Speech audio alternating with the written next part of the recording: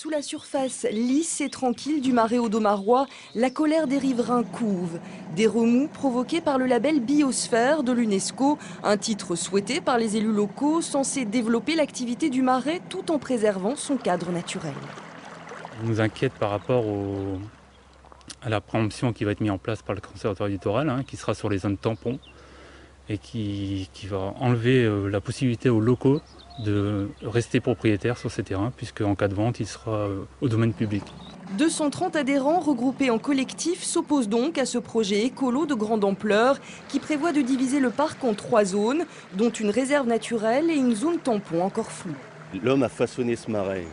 Les maraîchers y sont depuis des générations, des centaines d'années. Alors d'aujourd'hui, avec cette création de zone biosphère, ces gens-là vont devoir déménager. Pour quelle raison ? Pour la simple et bonne raison qu'une zone biosphère est un territoire où l'homme ne peut pas pénétrer. Le marais audomarois, c'est plus de 3700 hectares traversant 15 communes de la région et de part et d'autre des maraîchers comme Roger, dont la famille fait du chou-fleur depuis 1731. Ça ne me convient pas du tout d'être dans une réserve.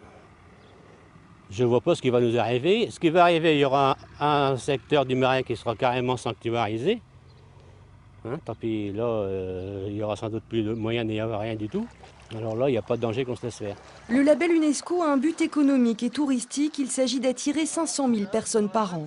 C'est que des Normands sur une barque. Selon les porteurs du projet, ce nouveau label ne bouleverserait en rien la réglementation existante. J'ai entendu parler que les craintes pouvaient concerner des atteintes aux droits de propriété ou des remises en cause d'usages traditionnels tels que la chasse ou la pêche.